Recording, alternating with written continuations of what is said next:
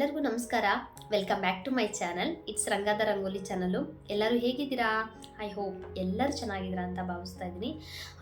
ಇವತ್ತಿನ ವಿಡಿಯೋ ವಿಶೇಷತೆ ಏನು ಅಂತಂದರೆ ರಂಗೋಲಿ ರಂಗೋಲಿ ರಂಗೋಲಿ ರಂಗೋಲಿ ರಂಗಾದ ರಂಗೋಲಿ ಅಂತ ಅಂದ್ಬಿಟ್ಟು. ಯಾಕೆ ಅಂದರೆ ರಂಗೋಲಿ ಬಗ್ಗೆ ಮಾತಾಡಬೇಕು ಅಂದ್ಬಿಟ್ಟು ಇವತ್ತು ಬಂದಿದ್ದೀನಿ. ಪ್ರತಿ ಸಲ ನಾನು ರಂಗೋಲಿ ಬಗ್ಗೆ ಮಾತಾಡಿದ್ದೀನಿ ಒಂದು 2-3 ಸಲ. ಬಟ್ ಇವತ್ತಿನ ರಂಗೋಲಿ ಬಗ್ಗೆ ಮಾತಾಡ್ತಿರೋದು ತುಂಬಾ ವಿಶೇಷವಾಗಿದೆ. ಫಸ್ಟ್ ಆಫ್ ಆಲ್ ನಾನು ಬರ್ತಾನೆ ನಿಮಗೆ ಒಂದು ಕ್ವಶನ್ನ ಹಾಕ್ತಾ ಇದ್ದೀನಿ. ಅದಕ್ಕೂ ಮುಂಚೆ ಯಾರೆಲ್ಲ ನನ್ನ ಚಾನಲ್ಗೆ ವಿಸಿಟ್ ಕೊಟ್ಟಿದ್ದೀರೋ, ಫಸ್ಟ್ ಟೈಮ್ ನನ್ನ ಚಾನಲ್ನ ನೋಡ್ತಾ ಇದ್ದೀರೋ, ಪ್ಲೀಸ್ ಸಬ್ಸ್ಕ್ರೈಬ್ ಮಾಡಿಕೊಂಡು ಪೂರ್ತಿಯಾಗಿ ವಿಡಿಯೋನ ನೋಡಿ. ನಿಮಗೆ ವಿಡಿಯೋ ಇಷ್ಟ ಆಗಿದ್ದಲ್ಲಿ ಮಾತ್ರ ನನಗೆ ಸಬ್ ಮಾಡಿಕೊಡಿ. ಆಮೇಲೆ ಲೈಕ್ ಮತ್ತು ಕಮೆಂಟ್ಸ್ ಮುಖಾಂತರ ಅಭಿಪ್ರಾಯನ ತಿಳಿಸಿ. ಬೆಲ್ ಐಕಾನ್ನ ಪ್ರೆಸ್ ಮಾಡಿ. ಏಕೆಂದರೆ ನಾನು ಪ್ರತಿಯೊಂದು ವಿಡಿಯೋ ನೀವು ನೋಡಬೇಕು, ವಿಡಿಯೋದಲ್ಲಿ ಏನಿದೆ ಅಂತ ತಿಳ್ಕೊಬೇಕು ಅಂತಂದರೆ ನೀವು ನೋಟಿಫಿಕೇಷನ್ ಆನ್ ಮಾಡ್ಕೊಳ್ಳೇಬೇಕು. ಆವಾಗಲೇ ಗೊತ್ತಾಗೋದು. ಮತ್ತು ನಾನು ಲೈವ್ ಕೂಡ ಇರುತ್ತೆ ಮಧ್ಯಾಹ್ನ 2 ಗಂಟೆಗೆ ಮತ್ತು ನೈಟು 9 ಗಂಟೆಗೆ. ಸೊ ಯಾರೆಲ್ಲ ಫ್ರೀ ಇರ್ತೀರೋ ಪ್ಲೀಸ್ ಬಂದು ಕನೆಕ್ಟ್ ಆಗಿ ಅಂತ ಹೇಳ್ತಾ, ಈಗ ಬನ್ನಿ ರಂಗೋಲಿ ಬಗ್ಗೆ ಮಾತಾಡೋಣ. ರಂಗೋಲಿ, ನಾನು ಮೊದಲನೇದಾಗಿ ನಿಮಗೆ ಪ್ರಶ್ನೆಯನ್ನು ಮಾಡ್ತೀನಿ ಅಂತ ಅಂದೆ. ಏನಪ್ಪ ಅದು ಪ್ರಶ್ನೆ ಅಂತ ಅಂದರೆ, ರಂಗೋಲಿ ಕಂಟೆಂಟಾ? ನನ್ನ ಮೊದಲನೇ ಪ್ರಶ್ನೆ. ರಂಗೋಲಿ ಒಂದು ಕಂಟೆಂಟಾ? ಅದರಲ್ಲೂ ಯೂಟ್ಯೂಬ್ ಚಾನಲ್ಗೆ ಒಂದು ಕಂಟೆಂಟಾ ಅಂತ ಕೇಳ್ತಾ ಇದ್ದೀನಿ. ಆಮೇಲೆ ಎರಡನೇದಾಗಿ, ರಂಗೋಲಿ ಚಾನಲು ಲೈಫ್ ಲಾಂಗು ಯೂಟ್ಯೂಬ್ನಲ್ಲಿ ರನ್ ಮಾಡ್ಬೋದಾ ಅಂತ ಕೇಳ್ತಾ ಇದ್ದೀನಿ. ಈ 2 ಪ್ರಶ್ನೆಗಳಿಗೂ ನಿಮ್ಮ ಕಡೆಯಿಂದ ನನಗೆ ಉತ್ತರ ಬೇಕು. ಸೊ ಪ್ಲೀಸ್ ಕಮೆಂಟ್ಸ್ ಮುಖಾಂತರ ನಿಮ್ಮ ಅಭಿಪ್ರಾಯನ ತಿಳಿಸಿ ಅದು ಅಂತ ಕೇಳ್ಕೊತ. ಯಾಕೆ ಅಂದರೆ ಯಾರೆಲ್ಲ ನನ್ನ ವಿಡಿಯೋ ನೋಡ್ತಾ ಇದ್ದೀರೋ ನಾನು ನಿಮ್ಮ ಅಭಿಪ್ರಾಯ ಏನಿದೆ, ನಿಮ್ಮ ಒಂದು ಅಭಿರುಚಿ ಏನಿದೆ ಅಂತ ನನಗೂ ಗೊತ್ತಾಗಬೇಕು. ನನಗೆ ಗೊತ್ತಾಗ್ದಲೇ ಇರುವಂತಹ ಕೆಲವು ವಿಷಯಗಳು ತಿಳ್ಕೊಂಡ್ರೆ ನನಗೂ ಕೂಡ ವಿಡಿಯೋ ಮಾಡೋಕ್ಕೂ ಈಸಿ ಆಗುತ್ತೆ. ಮತ್ತು ಜೊತೆಗೆ ನಾನು ಕೆಲವೊಂದು ವಿಷಯವನ್ನು ತಿಳ್ಕೊಂಡಂಗೆ ಆಗುತ್ತೆ ಅನ್ನೋದು ಈ ಪ್ರಶ್ನೆ ನಿಮ್ಮ ಮುಂದೆ ಇಟ್ಟಿದ್ದೀನಿ ಅಂತ ಹೇಳ್ತಾ, ನಾನು ಕೂಡ ಇದಕ್ಕೆ ಉತ್ತರ ಕೊಡ್ತೀನಿ. ರಂಗೋಲಿ ಒಂದು ಕಂಟೆಂಟಾ? ಯಾಕೆ ಆಗಬಾರ್ದಾ? ರಂಗೋಲಿ ಕಂಟೆಂಟ್ ಆಗಬಾರ್ದಾ? ಯಾಕೆ ಆಗಬಾರ್ದು? ಆಗಬಾರ್ದು ಅಂದರೆ ಯಾಕೆ ಆಗಬಾರ್ದು? ಹೌದು, ಕಂಟೆಂಟು ಅಂದರೆ ಅದಕ್ಕೆ ನನ್ನ ಹತ್ರ ತುಂಬಾ ಉತ್ತರ ಇದೆ. ಯಾಕೆ? ರಂಗೋಲಿ ಒಂದು ಕಲೆ ಅಲ್ವಾ? ರಂಗೋಲಿಗೆ ಅದರೇ ಆದ ಒಂದು ಸಂಸ್ಕೃತಿ ಇಲ್ವಾ? ರಂಗೋಲಿ ಇಲ್ಲದೆ ಏನು ನಡೆಯುತ್ತೆ ಹೇಳಿ? ರಂಗೋಲಿ ಇಲ್ಲದೆ ಯಾವ ಒಂದು ಕಾರ್ಯಗಳು ಅಥವಾ ಒಂದು ಶುಭ ಸಮಾರಂಭಗಳು ನಡೆಯೋದಿಲ್ಲ ಅಲ್ವಾ? ಅವನು ಕೋಟಿಂಗ್ ಮನೆ ಕಟ್ಟಿರಲಿ, ಸರಿನಾ? ಮನೆ ಮುಂದೆ ಒಂದು ರಂಗೋಲಿ ಇಲ್ಲ ಅಂದರೆ ಏನು ಪ್ರಯೋಜನ? ಸೂತಕದ ವಾತಾವರಣ ಕಾಣಿಸುತ್ತೆ ಮನೆ ಮುಂದೆ. ಸೊ ಅಲ್ವಾ? ಆಮೇಲೆ ರಂಗೋಲಿ ಇಲ್ಲದೆ ಯಾವ ಪೂಜೆ ಮಾಡ್ತಾರೆ? ಮೊದಲನೇ ಪೂಜೆ ಗಣೇಶನಿಗೆ ಅಂತ ಹೇಳ್ತಾರೆ. ಆ ಗಣೇಶನಿಗೂ ಕೂಡ ರಂಗೋಲಿ ಇಲ್ಲದೆ ಪೂಜೆವಿಲ್ಲ. ಸೊ ನಾನು ಹೇಳೋದು ಅಂದರೆ, ರಂಗೋಲಿ ಇಲ್ಲದೆ ದೇವಾನುದೇವತೆಗಳು ಕೂಡ ಒಲಿತಾರೆ ಅಂದಮೇಲೆ ನಾವು ಯಾಕೆ ರಂಗೋಲಿನ ಒಂದು ಕಲೆಯಾಗಿ, ಒಂದು ಸಂಸ್ಕೃತಿ, ಒಂದು ಸಂಪ್ರದಾಯವಾಗಿ ಅಥವಾ ಒಂದು ಕಂಟೆಂಟಾಗಿ ಯಾಕೆ ತಗೊಬಾರ್ದು ಅಲ್ವಾ? ಸೊ ಅದಕ್ಕೋಸ್ಕರ ನಾನೇನು ಹೇಳ್ತಾ ಇದ್ದೀನಿ ಅಂದರೆ, ರಂಗೋಲಿ ಕೂಡ ಒಂದು ಕಂಟೆಂಟು. ಅಂದರೆ ಯೂಟ್ಯೂಬ್ ಚಾನಲ್ಗೆ ಒಂದು ಕಂಟೆಂಟು, ಆದರೆ ರಂಗೋಲಿ ಒಂದು ಕಲೆ ಅಂತ ಹೇಳೋಕ್ಕೆ ಇಷ್ಟಪಡ್ತೀನಿ. ಸೊ ರಂಗೋಲಿ ಒಂದು ಎಲ್ಲ ರೀತಿಯ ಒಂದು ಕಲೆ, ಒಂದು ಸಾಂಸ್ಕೃತಿಕ ಸಂಪ್ರದಾಯದಿಂದ ಬಂದಂತಹ ಒಂದು ಕಲೆ, ಪ್ರಾಚೀನ ಕಾಲದಿಂದ ಬಂದಂತಹ ಒಂದು ಕಲೆ ಅಂತಲೇ ಹೇಳ್ಬೋದು. ಸೊ ಶ್ರೀಕೃಷ್ಣ ಪರಮಾತ್ಮನೇ ರಂಗೋಲಿಗೆ ಒಲಿಬೇಕಾದ್ರೆ ನಾವು ಮನುಷ್ಯರಾದಂಥವರು ರಂಗೋಲಿಗೆ ಒಲಿಯಲ್ವಾ ಹೇಳಿ? ಕಣ್ಣುಗಳು ಕಲ್ಲರ್ನಿಂದ ತುಂಬಿಕೊಂಡ್ರೆ ರಂಗೋಲಿ ಕಣ್ಣುಗಳು ಫುಲ್ಲು ಕಣ್ಣೆಲ್ಲ ಹರಡ್ಕೊಂಡು ನಾವು ರಂಗೋಲಿನೇ ನೋಡ್ತಾ ಇರ್ತೀವಿ. ಸೊ ನಾವೇ ಮೈ ಮರೆತು ಹೋಗುವಂತಹ ರಂಗೋಲಿಗಳು ಇವೆ. ನಾವು ಆ ರಂಗೋಲಿಗಳನ್ನ ನೋಡ್ತಾ ಇದ್ದರೆ ಒಂದು ಕ್ಷಣ ಮೈ ಮರೆತು ನಿಂತ್ಕೊಳ್ತೀವಿ. ಅಂಥ ರಂಗೋಲಿಗಳಿವೆ. ಸೊ ಅಂಥ ರಂಗೋಲಿಗಳನ್ನ ನಾವು ಯಾಕ್ರಿ ಕಂಟೆಂಟಾಗಿ ತೊಗೊಬಾರ್ದು ಹೇಳಿ? ಆಮೇಲೆ ಇನ್ನೊಂದು ಏನು ಅಂತಂದರೆ, ರಂಗೋಲಿನ ಬರೀ ಅದಕ್ಕೆ ಅಲ್ಲ, ಯಾವುದೇ ಒಂದು ಪೂಜೆಗಳನ್ನ, ಮಂಡಲ ಪೂಜೆಗಳನ್ನ ಮಾಡಬೇಕಾದ್ರೆ ಹಾಕುವವರು ಎಷ್ಟು ನಿಪುಣರಿರ್ತಾರೆ. ನಾನು ನೋಡಿದ್ದೀನಿ ಮಂಡಲ ಪೂಜೆಗಳು. ಆ್ಯಕ್ಚುಲಿ ನಾನು ಯಾವತ್ತೂ ಮಂಡಲ ರಂಗೋಲಿನ ಹಾಕಿಲ್ಲ. ಅದನ್ನು ಒಂದು ಪ್ರಯತ್ನದಲ್ಲಿದ್ದೀನಿ. ನೋಡೋಣ ಮುಂದೊಂದು ದಿನ ಯಾವ ರೀತಿ ಬರುತ್ತೆ ಅಂತ ಅಂದ್ಬಿಟ್ಟು. ಆದರೆ ಮಂಡಲ ಪೂಜೆ ಮಾಡ್ತಾರಲ್ಲ, ಅವರು ರಂಗೋಲಿ ಹಾಕ್ತಿರಲ್ಲ, ಅವರು ಕೈಗಳು ನೋಡಬೇಕು ರೀ. ಆ ಥರ ರಂಗೋಲಿಗಳನ್ನ ಹಾಕಬೇಕು ಅಂದರೆ ಅದಕ್ಕೂ ಒಂದು ಪುಣ್ಯ ಕೇಳ್ಕೊಂಬಂದಿರಬೇಕು. ಎಲ್ಲರಿಗೂ ಎಲ್ಲ ಕಲೆನೂ ಒಲಿಯಲ್ಲ. ಯಾವುದೇ ಒಂದು ಮನುಷ್ಯನಿಗೆ ಒಂದು ಕಲೆ ಆಗಲಿ, ಒಂದು ಪ್ರತಿಭೆ ಆಗಲಿ, ಮುಂಚೆಯಿಂದ ದೇವರು ಪ್ರತಿಯೊಬ್ಬನಲ್ಲೂ ಒಂದೊಂದು ಪ್ರತಿಭೆನ ಇಟ್ಟಿರ್ತಾನೆ. ನಾವು ಅದನ್ನು ತಪ್ಪು ತಿಳ್ಕೊಂಡಿರ್ತೀವಿ. ಯಾಕಂದರೆ ನಮಗೆ ಇಲ್ಲ ಗುರುತಿಸೋ ಶಕ್ತಿ ಇರಲ್ಲ ಒಂದು, ಅಥವಾ ಗುರ್ತು ಮಾಡೋರು ಕೂಡ ಯಾರು ಹೇಳಿರಲ್ಲ ನಮಗೆ. ಪ್ರತಿಯೊಬ್ಬ ಮನುಷ್ಯನಲ್ಲೂ ಒಂದಲ್ಲ ಒಂದು ಪ್ರತಿಭೆ ಇದ್ದೇ ಇರುತ್ತೆ. ಅದನ್ನು ಗುರ್ತಿಸ್ಕೊಳ್ಳೋದು ನಮ್ಮಲ್ಲಿರುತ್ತೆ ಅಂತಲೇ ಹೇಳ್ಬೋದು. ಸೊ ಅದೇ ರೀತಿ ನಾನು ಕೂಡ ಚೈಲ್ಡ್ಹುಡ್ಡಿಂದ ರಂಗೋಲಿನ ಹಾಕ್ಕೊಂಬರ್ತಾ ಇದ್ದೆ. ಬಟ್ ಇವತ್ತಿಗೂ ನಾನೇ ಹೇಳ್ತಿದ್ದೀನಲ್ಲ, ಇವತ್ತು ಬಂದು ಇಲ್ಲಿ ಕುತ್ಕೊಂಡು ಮಾತಾಡ್ತಾ ಇದ್ದೀನಿ ರಂಗೋಲಿ ಬಗ್ಗೆ, 4 ಜನಕ್ಕೆ ಏನಾದರೂ ಒಂದು ಹೇಳ್ತಾ ಇದ್ದೀನಿ ಅಂತಂದರೆ ನನಗೂ ಗೊತ್ತಿರಲಿಲ್ಲ ನನ್ನಲ್ಲಿ ಇಂಥ ಒಂದು ಪ್ರತಿಭೆ ಇದೆ ಅಂತ. ಸೊ ನಾನು ರಂಗೋಲಿನ ಹಾಕೋಕ್ಕೆ ಯಾವಾಗ ಚಾನಲ್ ಸ್ಟಾರ್ಟ್ ಮಾಡಿದೋ, ನನಗೆ ಬರೀ ರಂಗೋಲಿ ಬರುತ್ತೆ ಅಥವಾ ಯಾವುದಾದ್ರೂ ಒಂದು ವಿಷಯ ಬಗ್ಗೆ ಕೊಟ್ಟರೆ ಅದನ್ನು ಮಾತಾಡ್ತೀನಿ, ಇಷ್ಟಷ್ಟೇ ಕಟ್ರಿ ನನಗೂ ಗೊತ್ತಿತ್ತು. ಇದನ್ನು ಮುಂಚೆನೇ ಏನಾದರೂ ಗುರುತಿಸ್ಕೊಂಡಿದ್ರೆ ಇದೇ ಒಂದು ಫೀಲ್ಡಲ್ಲಿ ಏನಾದರೂ ಒಂದು ಮಾಡ್ತಿದ್ನೋ ಏನೋ ನನಗೂ ಗೊತ್ತಿಲ್ಲ. ಸೊ ಅದಕ್ಕೆ ನೀವು ಅವಕಾಶ ಮಾಡಿಕೊಡ್ಬೇಡಿ. ಯಾಕಂದರೆ ಎಲ್ಲರಲ್ಲೂ ಒಂದು ಪ್ರತಿಭೆ ಅನ್ನೋದಿರುತ್ತೆ, ಒಂದು ಕಲೆ ಅನ್ನೋದಿರುತ್ತೆ. ಅದನ್ನು ಗುರುತಿಸ್ಕೊಳ್ಳಿ, ಅದರಲ್ಲೇ ನೀವು ಮುಂದುವರಿಯಿರಿ. ಯಾವ ವಿಷಯ ಯಾವುದು ಅನ್ನೋದು ಮುಖ್ಯ ಅಲ್ಲ, ಆ ವಿಷಯನ ನಾವು ಯಾವ ಮಟ್ಟಿಗೆ ತೊಗೊಂಡೋಗ್ತೀವಿ ಅನ್ನೋದು ಮುಖ್ಯ. ಸೊ ಅದಕ್ಕೋಸ್ಕರ ನಾನೇನು ಹೇಳ್ತಾ ಇದ್ದೀನಿ ಅಂತಂದರೆ, ಯಾವುದೇ ವಿಷಯ ಆಗಲಿ, ಯಾವುದೇ ಒಂದು ಟಾಪಿಕ್ ಆಗಲಿ, ಯಾವುದೇ ಒಂದು ವಿಷಯದ ಬಗ್ಗೆ ಆಗಲಿ ಯಾರು ತಿಳಿದಲೇ ಏನು ಮಾತಾಡೋಕ್ಕೆ ಹೋಗಬೇಡಿ. ಯಾಕಂದರೆ ನನಗೆ ಎಷ್ಟೋ ಸಲ ಕಿವಿಗೆ ಬಿದ್ದಿದೆ, ಅದರಿಂದ ನಾನೇನು ಬೇಜಾರಾಗಿಲ್ಲ. ಹಂಗೆ ಅಂದ್ಬಿಟ್ಟು ಅವ್ರು ಹೇಳ್ಬಿಟ್ರಲ್ಲಪ್ಪ ಅಂತ ಕೂತ್ಕೊಂಡು ನಾನೇನು ಅಳ್ತಾ ಇಲ್ಲ. ಆದರೆ ಯಾವುದೇ ವಿಷಯದ ಬಗ್ಗೆ ಗೊತ್ತಿಲ್ಲದಲೇ ಅಥವಾ ತಿಳ್ಕೊಂಡಲ್ಲೇ ಏನು ನೆಗೆಟಿವ್ ಆಗಲಿ ಮಾತಾಡೋಕ್ಕೆ ಹೋಗ್ಬೇಡಿ. ಪಾಸಿಟಿವ್ ಆಗಿ ಮಾತಾಡಿದ್ರೆ ಅಟ್ಲೀಸ್ಟ್ ಒಂದು ಸ್ವಲ್ಪ ಇದು ಮಾಡ್ಬೋದು. ರಂಗೋಲಿನ ಯಾರು ನೋಡ್ತಾರೋ ಹೋಗಿ, ಅಥವಾ ರಂಗೋಲಿಯಿಂದ ಯಪ್ಪ ಜೀವನ ಪೂರ್ತಿ ರಂಗೋಲಿ ಹಾಕಬೇಕಾ ಅಂತ ಹೇಳ್ಬೋದು. ಯಾಕೆ ನೀವು ಜೀವನ ಪೂರ್ತಿ ಮೊಬೈಲ್ ತೊಗೊಂಡು ವೀಡಿಯೋ ಮಾಡಲ್ವೇನ್ರಿ? ಯಾವುದೇ ಕಂಟೆಂಟ್ ಇಲ್ದಲೆ ವೀಡಿಯೋ ಮಾಡ್ದಲೇ ಇಲ್ರಿ, ಹೆಂಗ್ರಿ ರನ್ ಆಗುತ್ತೆ? ಹೌದಲ್ವಾ? ಯಾವುದೇ ಒಂದು ಕಂಟೆಂಟ್ ತೊಗೊಳ್ಳಿ, ನೀವು ಅದಕ್ಕೆ ವೀಡಿಯೋ ಮಾಡಲೇಬೇಕು ತಾನೆ.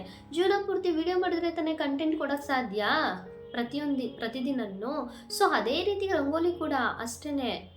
ರಂಗೋಲಿಯಿಂದ ನಿಮಗೆ ಎಷ್ಟೆಲ್ಲ ಉಪಯೋಗ ಇದೆ ಅಂತ ನಿಮ್ಗೇನಾದರೂ ಗೊತ್ತಿದೆಯಾ? ನಾವು ಹಾಕೋ 2 ಬೆಳ್ಳದಿಂದ ಚಮತ್ಕಾರನೇ ಮಾಡ್ಬೋದು. ಅದರಿಂದ ಮಾಡೋದ್ರಿಂದ ನಮಗೆ ಮೈಂಡ್ ತುಂಬ ಶಾರ್ಪ್ ಆಗುತ್ತೆ ಮತ್ತು ಫಿಸಿಕಲಿ ನಮಗೆ ಇದು ಎಕ್ಸಸೈಸ್ ಆಗುತ್ತೆ. ಬ್ಯಾಕ್ ಬಗ್ತೀವಲ್ಲ ಆವಾಗ ಬ್ಯಾಕ್ ಎಕ್ಸಸೈಸ್ ಆಗುತ್ತೆ. ಎಷ್ಟು ಸೊಂಟ ನೋವು ಬರೋದಿಲ್ಲ. ಒಂದು ಮಾರ್ನಿಂಗ್ ಎದ್ದ ತಕ್ಷಣ ಯಾಕೆ ರಂಗೋಲಿಗಳನ್ನ ಹಾಕ್ತಾ ಇದ್ದೀವಿ ಅಂದರೆ, 1 ರೌಂಡ್ ಎಕ್ಸಸೈಸ್ ಆಗುತ್ತೆ ನಮಗೆ ಬಾಡಿಗೆ ಪೂರ್ತಿ. ಕೈ ಪ್ರೆಸ್ ಆಗೋದ್ರಿಂದ ಈ ಸ್ನಾಯುಗಳು ಫುಲ್ಲು ಫ್ರೀ ಆಗ್ತವೆ. ಆಮೇಲೆ ಬ್ಯಾಕ್ ಪೇಯ್ನ್ ಬರೋದಿಲ್ಲ. ಆಮೇಲೆ ನಾವು ಬಗ್ತೀವಲ್ಲ, ಅದು ಒಂದು ರೀತಿ ನೀವು ಏನೂ ಕೆಲಸ ಮಾಡ್ದಲೇ ಎಕ್ಸಸೈಸ್ ಮಾಡೋಕ್ಕೆ ಹೋಗ್ತಿರಲ್ಲ, ಅದಲ್ಲ ರೀ. ಮನೆ ಕೆಲಸ ಮಾಡೋದ್ರಿಂದನೇ ಎಕ್ಸಸೈಸ್ ಸಿಗುತ್ತೆ ನಮಗೆ, ಗೊತ್ತಾ? ಸೊ ರಂಗೋಲಿಯಿಂದ ಏನು ಸಿಗಲ್ಲ ಹೇಳಿ? ಆಮೇಲೆ ರಂಗೋಲಿಯಲ್ಲಿ ನಮ್ಮ ಕನ್ನಡದ ಸಂಸ್ಕೃತಿನ ಬೆಳೆಸ್ಬೋದು. ರಂಗೋಲಿಯಲ್ಲಿ ಎಲ್ಲ ರೀತಿಯ ಯಾವುದೇ ಒಂದು ವಿಷಯನ ತಗೊಳ್ಳಿ, ಅದನ್ನು ರಂಗೋಲಿಯಲ್ಲಿ ನಾವು ತೋರಿಸ್ಬೋದು. ಬರೀ ಬಾಗಿಲಿಗೆ ಅಲಂಕಾರಕ್ಕೆ ಮಾತ್ರ ನಾವು ರಂಗೋಲಿನ ಯೂಸ್ ಮಾಡೋದಿಲ್ಲ, ಎಲ್ಲದಕ್ಕೂ ಕೂಡ ನಾವು ರಂಗೋಲಿನ ಯೂಸ್ ಮಾಡ್ಬೋದು. ಆದರೆ ಯೂಸ್ ಮಾಡುವ ಒಂದು ಆಲೋಚನೆ ಆಗಲಿ ಅಥವಾ ಬುದ್ಧಿವಂತಿಕೆ ಆಗಲಿ ಅದು ನಮ್ಮಲ್ಲಿ ಇರಬೇಕು. ಸೊ ಅದನ್ನೇ ಒಂದು ಮಾಡಬೇಕು ಅಂತ ನಾನು ಹೊರಟಿದ್ದೀನಿ. ನನಗೆ ಗೊತ್ತಿಲ್ಲ ಎಷ್ಟರ ಮಟ್ಟಿಗೆ ನಾನು ತೊಗೊಂಡೋಗ್ತೀನಿ ಅಂತ. ಇವತ್ತೇನೋ ಕೂತ್ಕೊಂಡು ಮಾತಾಡ್ತಾ ಇರ್ಬೋದು. ಸೊ ಅದಕ್ಕೆಲ್ಲ ಒಂದು ನನಗೆ ರಾಯರ ಒಂದು ಆಶೀರ್ವಾದ ಬೇಕು, ನಿಮ್ಮೆಲ್ಲರ ಒಂದು ಸಪೋರ್ಟ್ ಬೇಕು. ಸೊ ಅದ್ರ ಬಗ್ಗೆನೇ, ಅದಕ್ಕೋಸ್ಕರ ಯಾವುದೇ ಒಂದು ಕಂಟೆಂಟ್ ಆಗಲಿ ರೀ, ರಂಗೋಲಿ ಅಂತಲೇ ಅಲ್ಲ, ಯಾವುದೇ ಒಂದು ಕಂಟೆಂಟ್ ಬಗ್ಗೆ ಯಾರಿಗೂ ಮಾತಾಡೋಕ್ಕೆ ಮಾತಾಡೋಕ್ಕೆ ಹೋಗ್ಬಿಡಿ. ಯಾಕಂದರೆ ಅದಕ್ಕೆ ಆದ ಒಂದು ವ್ಯಾಲ್ಯೂ ಇರುತ್ತೆ. ಸೊ ರಂಗೋಲಿ ಅನ್ನೋದನ್ನ ನಾನು ಒಂದು ಬಿಗ್ ಕಂಟೆಂಟ್ ಆಗಿ ಮಾಡಬೇಕು ಅಂತ ಅಂದ್ಕೊಂಡಿದ್ದೀನಿ. ಎಲ್ಲರೂ ನನಗೆ ಗೊತ್ತಿರೋ ಪ್ರಕಾರ ಎಷ್ಟೋ ರಂಗೋಲಿ ಚಾನಲ್ಗಳು ತುಂಬ ವ್ಯೂಸ್ ಬಂದು ತುಂಬ ಎತ್ತರ ಸ್ಥಾನಕ್ಕೆ ಹೋಗಿದ್ದಾರೆ. ಆದರೆ ಯಾರೂ ಕೂಡ ವಾಯ್ಸ್ನ ಕೊಟ್ಟಿಲ್ಲ, ಯಾರೂ ಕೂಡ ರಂಗೋಲಿ ಜೊತೆ ಮಾತಾಡಿಲ್ಲ. ರಂಗೋಲಿ ಜೊತೆ ಮಾತಾಡಿರೋದು ತುಂಬಾ ಕಮ್ಮಿ ಇದೆ, ಎಲ್ಲೋ 1-2 ವೀಡಿಯೋಸ್ ಇರ್ಬೋದು ಅಷ್ಟೇ. ಬಟ್ ನನ್ನ ವಿಡಿಯೋದಲ್ಲಿ ರಂಗೋಲಿ ಜೊತೆ ನನ್ನ ಮಾತು ಯಾವಾಗಲೂ ಸದಾ ಇರುತ್ತೆ. ಸೊ ರಂಗೋಲಿನೂ ಕೂಡ ಮಾತಾಡುತ್ತೆ ಅನ್ನೋ ಒಂದು ಕಾನ್ಸೆಪ್ಟನ್ನ ತರಬೇಕು ಅಂತ ನಾನು ಅಂದ್ಕೊಂಡಿದ್ದೀನಿ. ನಾನೇನು ಹೇಳ್ತಾ ಇದ್ದೀನಿ ಅಂದರೆ, ರಂಗೋಲಿಯನ್ನು ಬರೀ ಅಲಂಕಾರಕ್ಕಲ್ಲ, ದೇವರ ಒಂದು ಪೂಜೆಗೆ ಬಳಸ್ತೀವಿ, ದೇವರನ್ನೇ ಹೊಲಿಸ್ಕೊತೀವಿ.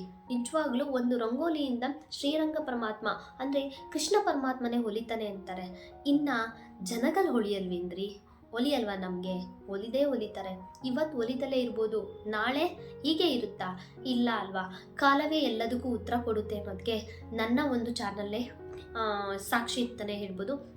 ನಾನೇನು ಲಕ್ಷ ಮಿಲಿಯನ್ ಗಟ್ಟಲೆ ವ್ಯೂಸ್ ಬರ್ತಾ ಇದೆ, ನಾನು ಫುಲ್ ವೈರಲ್ ಆಗಿಬಿಟ್ಟಿದ್ದೀನಿ, ನಾನು ನಾಳೆನೇ ಸಂಬಳ ತೊಗೊತಾ ಇದ್ದೀನಿ ಅಂತ ಅಲ್ಲ ಹೇಳ್ತಾ ಇರೋದು. ಸರಿನಾ? ನಂದು ವಿಡಿಯೋ ಹಾಕಿದಾಗ ಜಾಸ್ತಿ ಎಲ್ಲ ನೀವು ಏನು ಅಂತೀರೋ ಬಿಡ್ತೀರೋ, 4 to 5 ಮಂತ್ಸು ಒಬ್ಬೊಬ್ರದ್ದು ಸ್ಟಾರ್ಟಿಂಗಲ್ಲೇ 50, 150, 200 to 300 ವ್ಯೂಸ್ ಬರ್ತಾ ಇರುತ್ತೆ. ಬಟ್ ನಂದು ಹಂಗಾಗಲಿಲ್ಲ. ನಂದು ಬರೀ 0 ವ್ಯೂಸಿಂದ ಸ್ಟಾರ್ಟ್ ಆಗಿದ್ದು. 3 to 4 ಮಂತ್ಸು ನನ್ನ ವಿಡಿಯೋನ ನಾನೇ ಎಷ್ಟೋ ಸಲ ನೋಡ್ಕೊಂಡಿದ್ದೀನಿ. ಅದಕ್ಕೆ ಸಾಕ್ಷಿ ನಾನೇ ಕೂಡ ಆಗಿದ್ದೀನಿ. ಹಂಗೆ ಅಂದ್ಬಿಟ್ಟು ಅದಕ್ಕೆ ಬೆಲೆ ಇಲ್ಲ ಅಂತ ಅಲ್ಲ, ಅದಕ್ಕೆ ವ್ಯಾಲ್ಯೂ ಇಲ್ಲ ಅಂತ ಅಲ್ಲ. ಆದರೆ ಇವತ್ತು ನನ್ನ ಒಂದು ಚಾನಲ್ನ ಅಟ್ಲೀಸ್ಟು ಜಾಸ್ತಿ ಬೇಡ 200 ಜನನಾದರೂ ನೋಡ್ತಾರಲ್ಲ, ಅದಕ್ಕೆ ತುಂಬಾ ಖುಷಿಯಾಗುತ್ತೆ. ಸೊ ಇವತ್ತು 200, 2,000 ಆಗುತ್ತೆ, 2,000, 20,000 ಆಗುತ್ತೆ. ಅದಕ್ಕೆ ನಾವು ಕಾಯಬೇಕು ಅಷ್ಟೇ. ಸೊ ನಾನೇನು ಹೇಳ್ತಾ ಇದ್ದೀನಿ, ರಂಗೋಲಿ ಕೂಡ ಒಂದು ಕಂಟೆಂಟು. ರಂಗೋಲಿ ಒಂದು ಚಾನಲ್ ಕೂಡ ಇದೆ ಅಂದಮೇಲೆ ಅದನ್ನು ತುಂಬ ಕೀಳಾಗಿ ನೋಡಬೇಡಿ, ಅದಕ್ಕೂ ಒಂದು ಬೆಲೆ ಅಂತ ಇದೆ.